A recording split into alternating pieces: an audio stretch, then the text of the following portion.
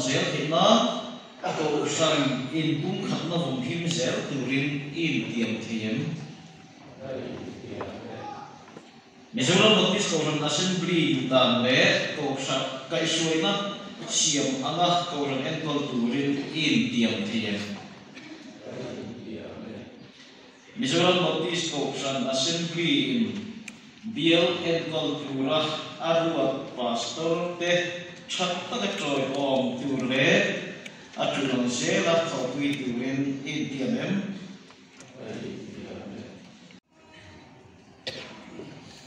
trong trang Isu Krista ko sang du le ako sang te ai in nang ding sang ni nahi ko sang upatan kenen chia ko sang upama chukol ti ni tae lalpat man som chero se lalpan vegin shuai chi sela achat na chu ichwani angin loe zero se Amen.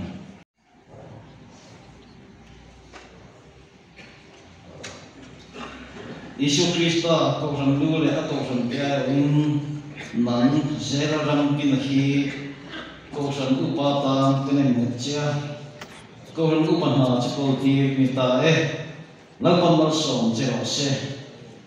lalpan vegin shuai chi sela achat na chu ichwani angin loe zero se Amen.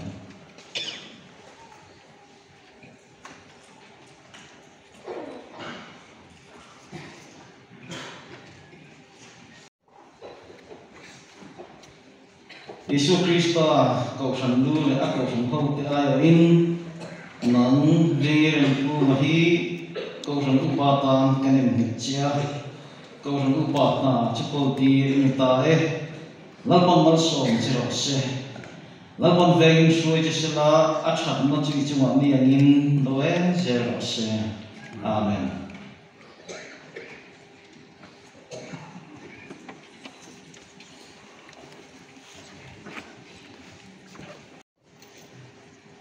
Isu Krista ko sang du le ako sang ho te ai in nang di lo biak sa hi ko sang upatan kanem hitcha ko sang upama chukol ti ni tae lalpan mal som chero se lalpan veng shuai chi sela achat na chu chunga ni angin loe zero se Amen.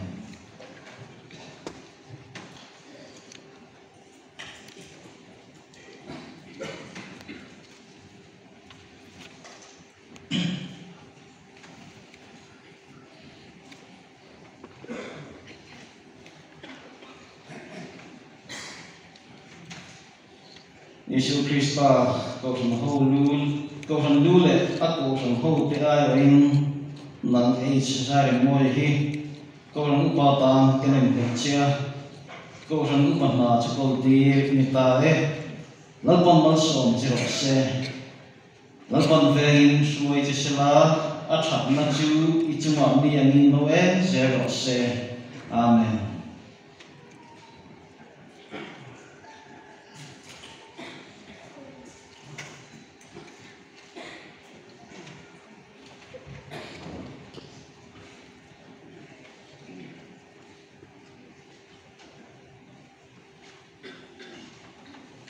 Isu Krista ko sang du le ako sang ho te ai in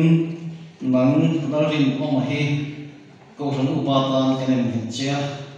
ko sang upana chukol ti ni tae lalpan mal som chero se lalpan vegin shuai chi sela achat na chu ichuma ni angin loe zero se Amen.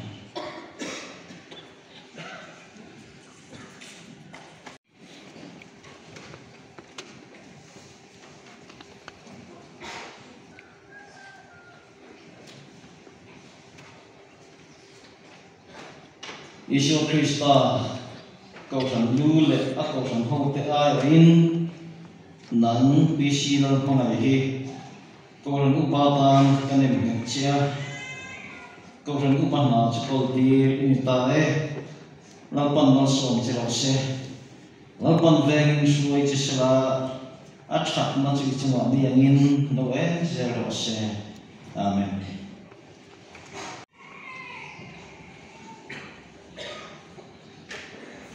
Isu Krista ko san dule ako san ho te ai win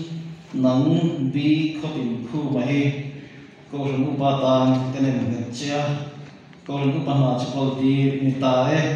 lalpan ma som je se lalpan veng shui je se la a thak na chi chi wa mi ani lo e zero se. Amen.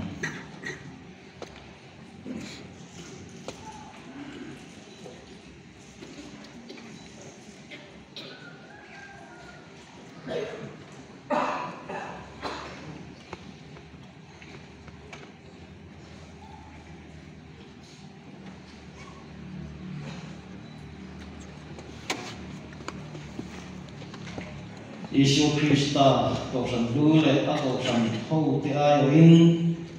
nang viva no thu ma hi ko san upata kanen chia ko san upana chpol ti ni ta e lalpan man som je se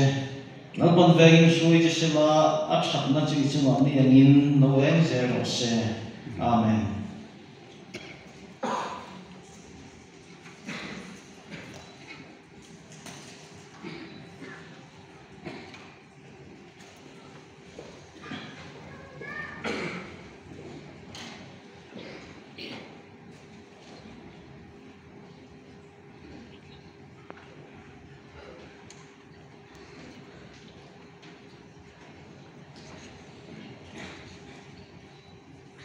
Isu Krista ko san dule ako san ho te ai in nang si dal ding pu hi ko san upata kanen chia ko san upana chpol ti ni ta e lalpan man som che ro se lalpan veng shui chi se la a thak na chi chi ni angin no e je ro se. Amen.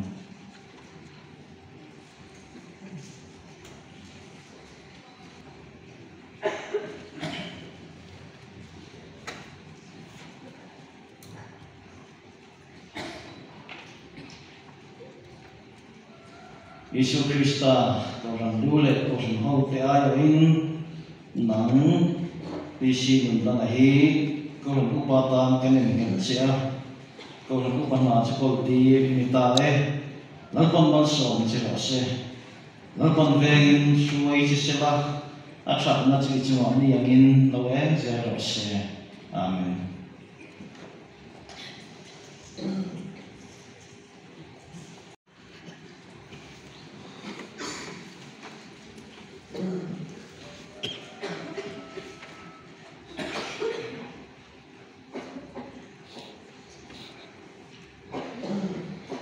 Isu Krista ko san dule ako san ho te ai in nang nalmon siwala hi ko san upata kanen chia ko san upana chpol ti ni ta e lalpan mal som che ro se lalpan veng shui je se la a thak na chi chi wa ni an no e je ro se. Amen.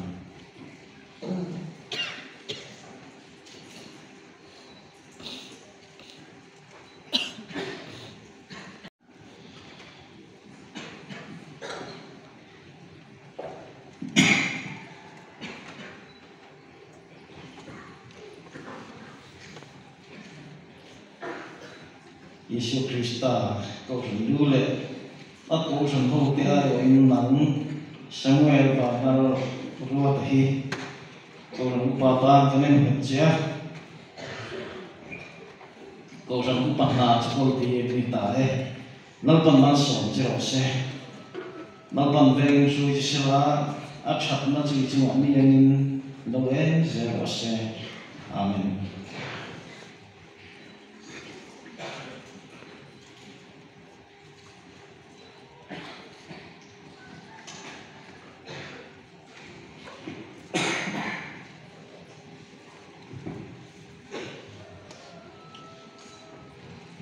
Isu Krista ko san dule ako san ho te ai in nang a ke ba na sim mo hi ko san upata kanen chia ko san upana chpol ti in ta e lalpan mal som che ro se lo pan ven sui sila athat na chi chi ami angin noen zero se amen.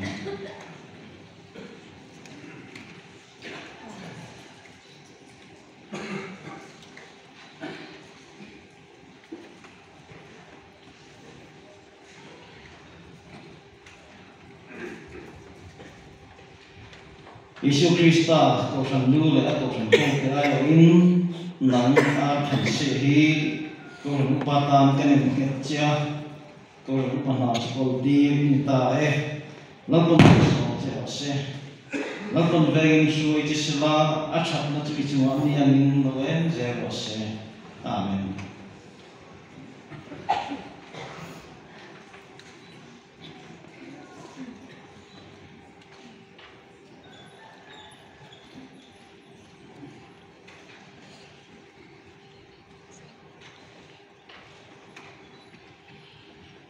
Isu Krista ko sang lu le ato sang te ai in nang ar wa nal sa na hi ko sang pa ta ka ne ne chia ko sang pa na cha ko di ni ta e la kon man som che ro se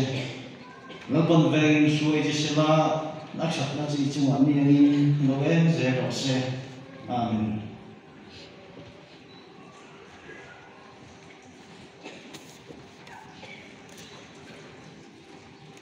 In zain dal pan ma som che ro se